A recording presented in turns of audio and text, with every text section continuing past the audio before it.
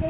আগে আমি বলি এটা কেন খাওয়াচ্ছে। আমি একটু কিছুদিন আগেই আমি সামার ভ্যাকেশন করেছে স্কুলে, ওই আমি অনেকদিন আগে বলেছিলাম আমাকে খাওয়াতে, তারপরে আজকে রেস্টুরেন্ট স্টাইলে করে খাইয়েছে। তারপরে খেয়ে দেখি কেমন লাগছে।